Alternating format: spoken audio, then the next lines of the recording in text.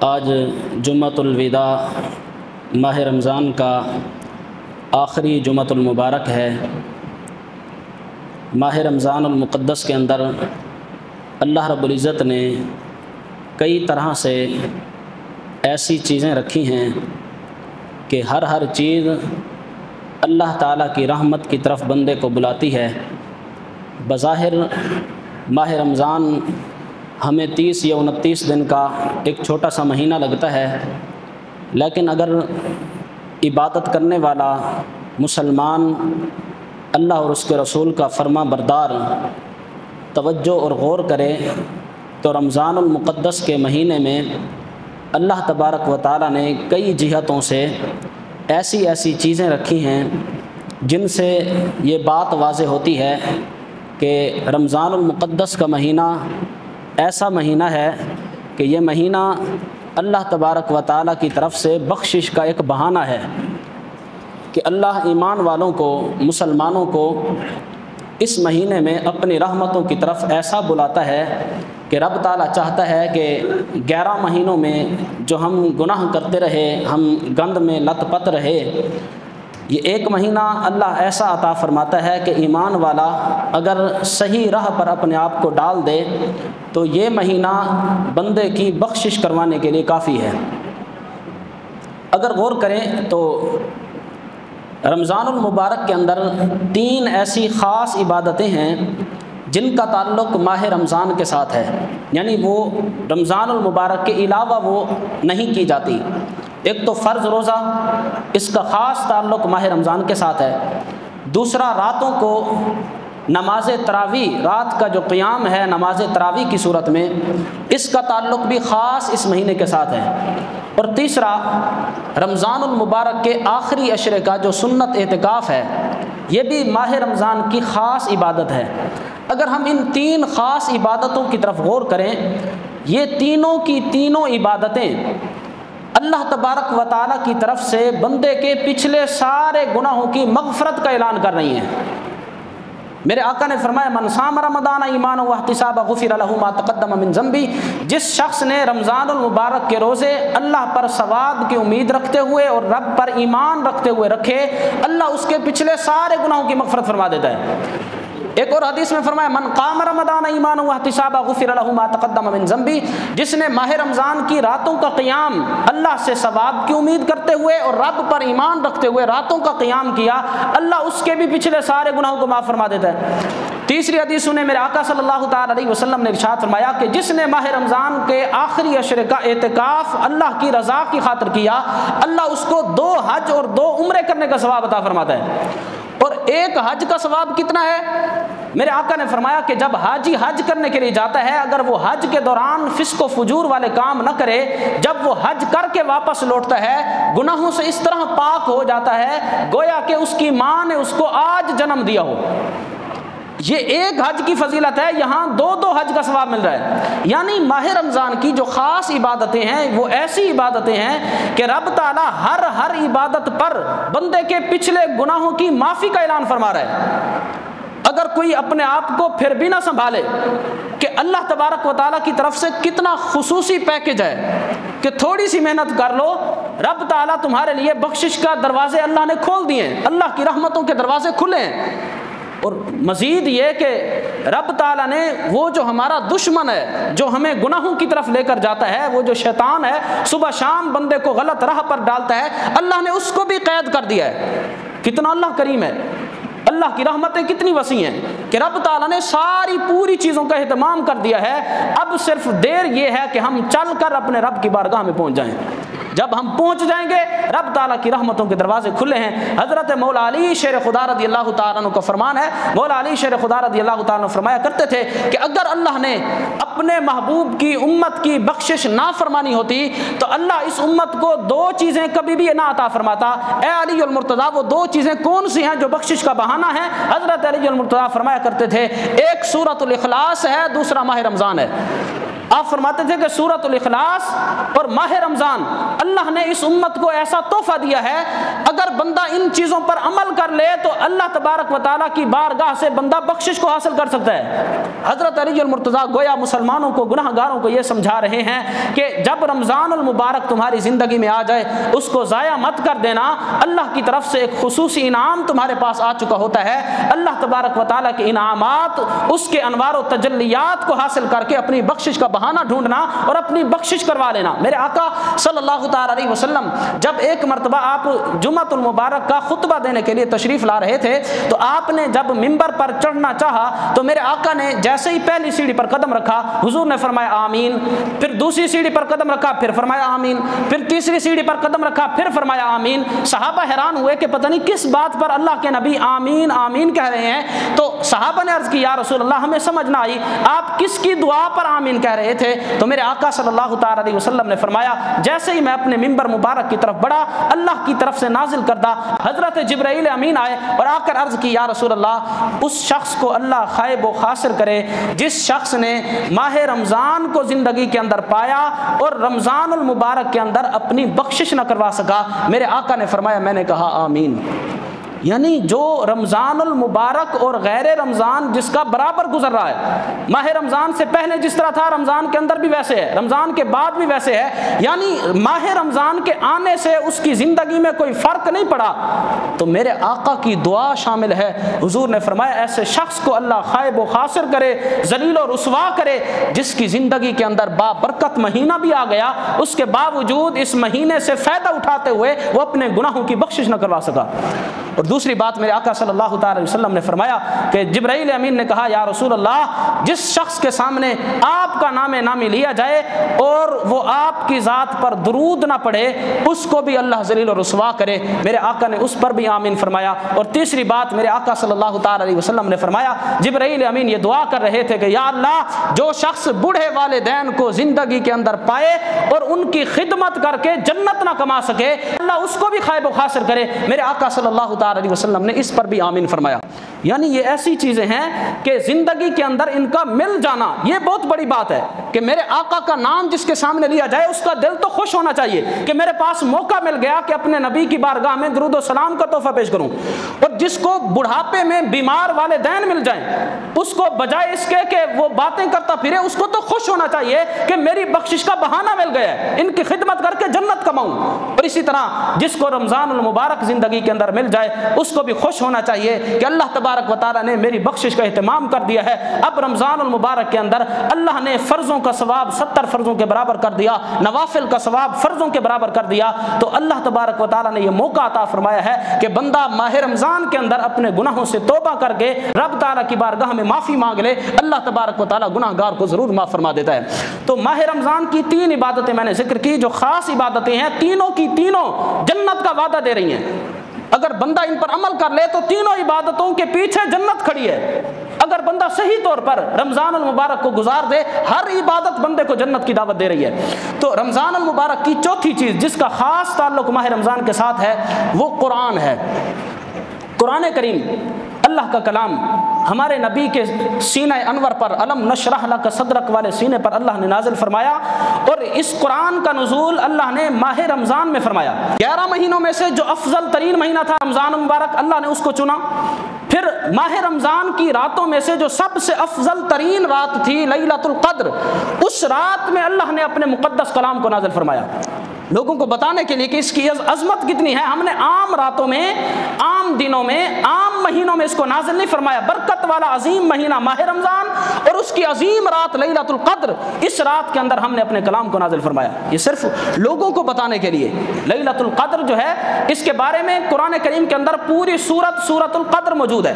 انا انزلناہ فی لیلۃ القدر، اس کی پہلی آیت بتاتی ہے کہ اللہ تبارک و تعالیٰ فرماتا ہے انا انزلناہ، ہم نے قرآن کو نازل کیا فی لیلۃ القدر، لیلۃ القدر کے اندر۔ آگے فرمایا وما ادراک ما لیلۃ القدر، اے قرآن پڑھنے والے تجھے کیا پتا لیلۃ القدر کیا ہے؟ اگر کسی بندے کو ہم نے کسی چیز کا شوق دلانا ہو نا، اس کو متوجہ کرنا ہو، تو اس طرح کا کلام ہم تب کرتے ہیں۔ مثال کے طور پر اگر کوئی شخص جائے مری کے پہاڑ دیکھائے تو واپس آ کر اپنے دوستوں کو کہتا ہو یار تجھے کیا پتا مری کے پہاڑ کیسے ہیں، تو دیکھے تو تجھے پتا ہو۔ یہی اسلوب اللہ نے قرآن میں بیان فرمایا وما ادراک ما لیلۃ القدر، تمہیں کیا پتا لیلۃ القدر ہے کیسی۔ اب ہر کوئی متوجہ ہو گیا کہ پتہ نہیں کس چیز کی بات ہو رہی ہے۔ پھر اللہ نے خود لیلۃ القدر کی وضاحت فرمایا لیلۃ القدر خیر من الف شہر، لیلۃ القدر ایسی عظمت والی رات ہے جس میں ہم نے قرآن کو نازل کیا، وہ ایسی رات ہے ایک رات 1000 مہینوں کی عبادت سے افضل ہے۔ یعنی جس خوش نصیب کو یہ رات نصیب ہو جائے اللہ اس کو 1000 مہینوں کے برابر عبادت کرنے کا اجر و ثواب عطا فرماتا ہے۔ دیکھو ایک بندے کی عمر لگ بھگ 80 سال ہوتی ہے۔ میرے آقا کا فرمان ہے، حضور علیہ السلام نے فرمایا اعمار امتی بین 60 الی 70، میری امت کی عمریں 60 سے 70 سال کے دوران رکھی گئی ہیں۔ یعنی پہلی والی جو امتیں تھیں 500 سال 600 سال 700 سال وہ زندہ رہتے تھے، فرمایا میری امت کی عمریں کم ہیں، 60-70 سال کے دوران اکثر لوگ اتنا زندہ رہیں گے، بہت کم ہوں گے جو زیادہ زندہ رہیں، بہت کم ہوں گے جو اس سے پہلے فوت ہو جائیں، یعنی میری امت کی عمریں اس کے لگ بھگ ہیں۔ اب دیکھو کہ اگر ہم 1000 مہینوں کا حساب لگائیں تقریباً وہ 83-84 سال بنتے ہیں۔ یعنی ایک بچہ پیدا ہوتے ہی عبادت کرنا شروع کر دے، مرتے دم تک ہر لمحہ وہ عبادت کرتا رہے، جتنا ثواب وہ آدمی پوری زندگی میں عبادت کر کے گزارے گا، وہ خوش نصیب جس کو ماہ رمضان المقدس کی طاق راتوں میں لیلۃ القدر نصیب ہو جائے، اللہ تبارک و تعالیٰ اس ایک رات میں اس بندے کو اتنا اجر و ثواب عطا فرما دیتا ہے۔ یعنی 80-84 سال کی عبادت کے برابر اللہ نے لیلۃ القدر کے اندر اجر و ثواب رکھا ہے۔ کیوں؟ کیونکہ اس رات میں اللہ نے اپنا قرآن نازل فرمایا۔ یہ قرآن کی عظمت اللہ بتا رہا ہے۔ دیکھو ہم کیا کرتے ہیں کہ قرآن کی عظمت کو اجاگر کرنے کے لیے جو کچھ ہم سے ہو سکتا ہے اتنا مہنگا ہم غلاف لے کر اس کے اندر لپیٹ کر اپنے گھر میں عزت کے ساتھ رکھتے ہیں۔ علماء فرماتے ہیں اللہ نے اپنے کلام کو جو غلاف چڑھایا ہے، جو غلاف دیا ہے، وہ لیلۃ القدر کے غلاف کے اندر لپیٹ کر اس امت کو قرآن عطا فرمایا ہے۔ کتنا عظمت والا غلاف، یعنی اس رات کے اندر عظمت والی رات میں اللہ نے اس امت کو قرآن عطا فرمایا۔ اور اس رات میں اللہ تبارک و تعالیٰ فرماتا ہے تنزل الملائکۃ والروح، آسمان سے فرشتوں کا نزول ہوتا ہے، والروح، اور صرف فرشتے ہی نہیں، فرشتوں کے سردار روح الامین حضرت جبرائیل امین بھی اس رات دنیا پر تشریف لے آتے ہیں۔ اور فرمایا سلام ہی حتی مطلع الفجر، ساری رات اللہ کی سلامتیاں نازل ہوتی رہتی ہیں، ہی حتی مطلع الفجر، یہاں تک کہ فجر طلوع ہو جائے۔ یہ لیلۃ القدر کی شان ہے کہ جس کو نصیب ہو جائے ساری رات فرشتوں کا نزول، ساری رات جبرائیل امین اور اللہ کی رحمتیں اور خاص تجلیات ساری رات فجر کے طلوع ہونے تک نازل ہوتی رہتی ہیں۔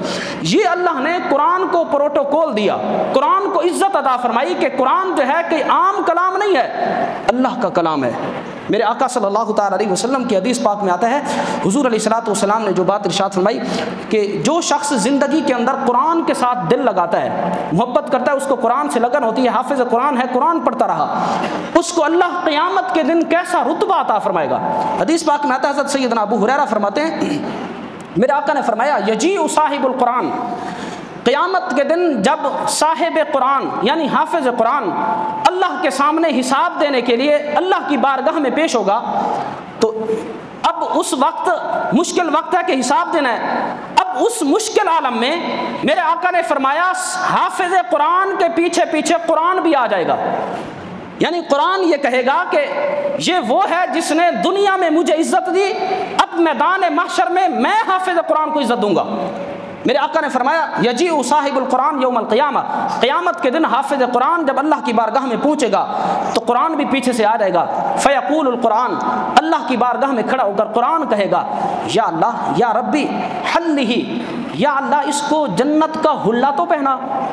اللہ سے عرض کرے گا یا اللہ حساب لے لینا، یہ حافظ قرآن ہے، عزت دار بندہ ہے، ساری زندگی اس نے سینے میں مجھے محفوظ رکھا، دنیا میں میری عزت کرواتا رہا، یا اللہ تیری بارگاہ میں حاضر ہے، اس کو کوئی جنت کا حلہ ہی منگوا کر اس کو پہنا دیا جائے۔ اب قرآن سفارش کرے گا، میرے آقا نے فرمایا کہ اللہ فرمائے گا ٹھیک ہے حافظ قرآن کو جنت کا حلہ پہنا دیا جائے۔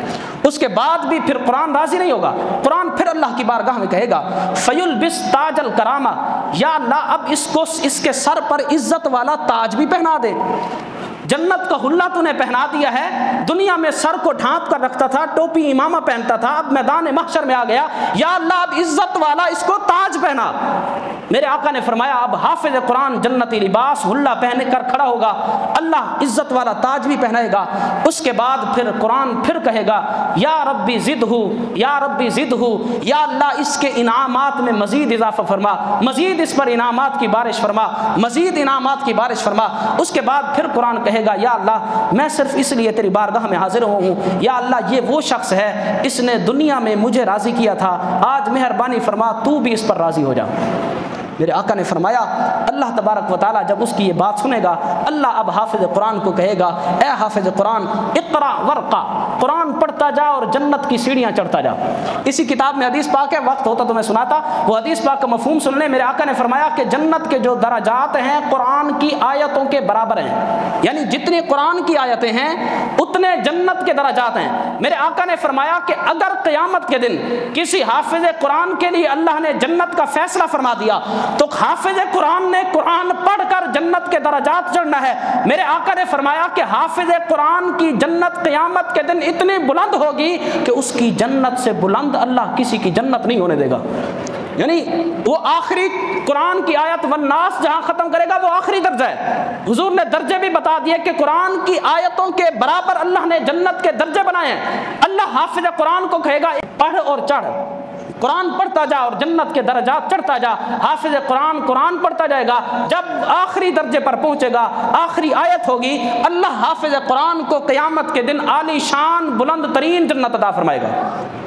تو یہ حافظ قرآن کی شان ہے۔ میرے آقا صلی اللہ تعالی علیہ وسلم نے یہ حافظ قرآن کی شان بیان فرمائی۔ بہرحال آپ کو چاہیے کہ آپ اپنے بچوں کے سینوں میں قرآن کے نور کو اجاگر کریں۔ اللہ نے بچے دیے ہیں، ایک بچے کو قرآن کے راہ پر بھی ڈالیں۔ اللہ نے 4-5 بچے دیے، ہم سوچ رہے ہوتے ہیں کہ ایک بچہ سیاست میں بھی ہونا چاہیے، ایک ڈاکٹری میں ہونا چاہیے، ایک وکیل ہونا چاہیے، دنیا کی یہ ساری مجبوریاں ہیں، ساری ضروریات ہیں۔ میں مانتا ہوں ساری ضروریات ہیں، لیکن آپ سوچیں کہ آپ نے اپنی قبر کے لیے کون سا بچہ رکھا ہے۔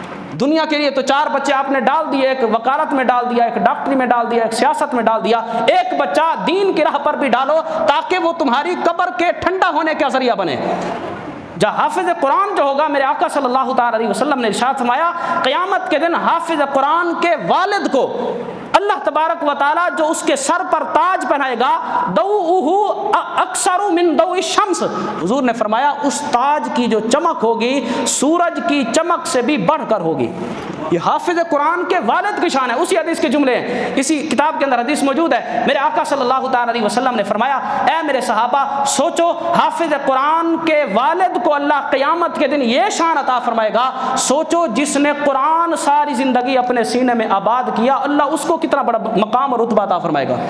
یہ والد کی عزت کی جا رہی ہے کہ وہ والد جس نے سب کچھ ترک کر کے اپنے بچے کا ذہن بنا کر مدرسے میں بھیج دیا، اب اس کا ذہن بنانا اور مدرسے میں آنا جانا، بچے کو صبح چھوڑ آنا شام کو لے آنا، یہ بھی اس کے لیے اللہ رائے گاہ نہیں ہونے دے گا۔ اس کا انعام قیامت والے دن اللہ ایک خوبصورت تاج حافظ قرآن کے والد کے سر پر رکھ دے گا، اور قیامت میدان محشر کے اندر لوگوں کو اللہ بتا دے گا کہ یہ جو وہ شخص آ رہا ہے یہ وہ شخص ہے جس کے سر پر تاج چمک رہا ہے، اس کو عام نہ سمجھنا، اس نے اپنے بچوں کو دین کی راہ میں ڈال دیا تھا، اس نے اپنے بچوں کو قرآن کے لیے وقف کر دیا تھا۔ تو قیامت والے دن اللہ حافظ قرآن کو بھی عزت عطا فرمائے گا، اور قرآن کریم کے پڑھنے والے بچوں کے والدین کو بھی اللہ تبارک و تعالیٰ قیامت کے دن عزت عطا فرمائے گا۔ 2-4 منٹ رہ گئے، فطرانے کے مسائل جو ضروری ہیں ان کو سماعت فرما لیں۔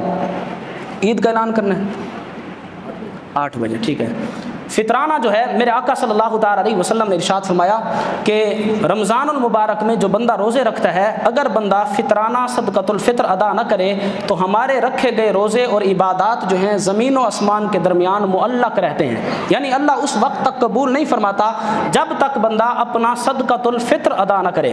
ایک اور حدیث میں حضور علیہ الصلوۃ والسلام نے ارشاد فرمایا کہ روزے کے دوران جو بندے سے فسق و فجور ہو جاتا ہے، غلط کام ہو جاتے ہیں، صدقۃ الفطر اس سب کا کا کفارہ بن جاتا ہے. یعنی ہم نے روزہ رکھ لیا پھر بھی جھوٹ بولتے رہے، روزہ رکھ لیا کوئی ہم سے غلط کام ہو گیا، کسی کے ساتھ زیادتی کر لی، یعنی وہ چیزیں جو روزے کے مناسب نہ تھی ہم سے اگر وہ رمضان المبارک میں روزے کے دوران ہو گئی، اب وہ غلطیاں جو ہیں ان کو معاف کروانے کے لیے اللہ نے صدقۃ الفطر رکھا ہے. صدقۃ الفطر جو ہے یہ غریبوں کا حق ہے. ہر بندے پر صدقۃ الفطر نہیں ہے، غریب بیچارے پریشان ہو رہے ہوتے ہیں. اگر سب پر صدقۃ الفطر ہے تو پھر دینا کس کو ہے؟ امیروں نے دینا ہے، غریبوں کو دینا ہے. غریبوں کا حق ہے کہ وہ لیں، امیروں کا حق ہے کہ وہ دیں.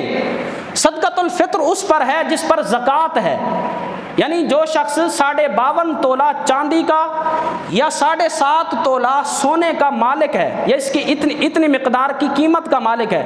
52.5 تولہ چاندی کی مقدار تقریباً آج کل 90,000 1 لاکھ کے قریب ہے. یعنی جس شخص کے پاس ضروریات جو زندگی کی ضروریات ہیں ان کے علاوہ اتنی رقم موجود ہے تو اس پر صدقۃ الفطر ادا کرنا واجب ہے، وہ صدقۃ الفطر ادا کرے گا. اگر کوئی غریب ہے جس کے پاس اتنی مالیت نہیں ہے اس پر صدقۃ الفطر واجب نہیں ہے. اگر وہ لینا چاہے تو وہ لے سکتا ہے. یعنی جس پر زکوٰۃ واجب ہے اس پر صدقۃ الفطر واجب ہے، جس پر زکوٰۃ واجب نہیں ہے اس پر صدقۃ الفطر واجب نہیں ہے، بلکہ وہ مستحق ہے. اگر وہ لینا چاہے تو صدقۃ الفطر کو لے سکتا ہے. گندم کے اعتبار سے صدقۃ الفطر کی جو قیمت ہے تقریباً 300 کے قریب ہے. اور صدقۃ الفطر کس پر ہے یہ بھی سن لیں. صدقۃ الفطر اس والد پر ہے جس کی صغیرہ اولاد ہو، اپنا بھی صدقۃ الفطر ادا کرے گا اور اپنی نابالغ صغیرہ اولاد کا صدقۃ الفطر ادا کرنا واجب ہے. اپنا اور اپنی نابالغ اولاد کا، یہ واجب میں کہہ رہا ہوں، جو واجب ہے ضروری ہے. اگر بالغ اولاد کا بھی ادا کرنا چاہے تو اچھا ہے، یعنی اس کی اولاد بالغ ہے اور باپ کے پاس رہ رہی ہے، اگر اس کا بھی ادا کرنا چاہے، ان بیٹوں کا بیٹیوں کا ادا کرنا چاہے تو بہت اچھی بات ہے، غریبوں کا فائدہ ہو جائے گا. لیکن جو ضروری ہے وہ یہ ہے کہ اپنا ادا کرے گا اور اپنی نابالغ اولاد کا صدقۃ الفطر ادا کرے گا. بیوی کا صدقۃ الفطر شوہر پر لازم نہیں ہے. اگر بیوی خود مالدار ہے، اللہ تبارک و تعالی نے اس کو مال دیا ہے تو وہ اپنا صدقۃ الفطر خود ادا کرے گی. اس کے اوپر اپنی ذات پر واجب ہے، ادا نہیں کرے گی تو وہ خود گناہ گار ہوگی، شوہر گناہ گار نہیں ہوگا. ہاں اگر شوہر اپنی بیوی کی طرف سے صدقۃ الفطر ادا کرنا چاہے تو بہتر ہے، افضل ہے، غریبوں کا فائدہ ہو جائے گا. تو یہ چند باتیں میں نے آپ کو بتائی. ہاں جو پاکستان سے باہر رہتے ہیں ان کے متعلق یہ ہے کہ بسا اوقات ہمارے عزیز، ہمارے بعض لوگوں کے بیٹے باہر رہتے ہیں، وہ فون کر دیتے ہیں کہ ہمارا بھی فطرانہ ادا کر دینا. تو اس کے لیے یہ ہے کہ جس کی طرف سے صدقۃ الفطر ادا ہو رہا ہے وہ جس مقام پر ہے اس جگہ کے اعتبار سے ریٹ لگایا جائے گا. یعنی اگر ہمارا بچہ دبئی میں بیٹھا ہے اور دبئی میں گندم کا ریٹ کوئی اور ہے، پاکستان میں کوئی اور ہے، اگر والد پاکستان میں اپنے بیٹے کی طرف سے صدقۃ الفطر ادا کرے گا تو پاکستان کی گندم کے ریٹ کے اعتبار سے ادا نہیں کرے گا، بلکہ اس سے فون پر پوچھے گا کہ وہاں پر کیا ریٹ چل رہا ہے، اس کے مطابق اگر پاکستان میں ادا کر دے گا تو ادا ہو جائے گا. تو ایسا بسا اوقات ایسا کر رہے ہوتے ہیں کہ یہاں کے اعتبار سے ادا کر رہے ہوتے ہیں.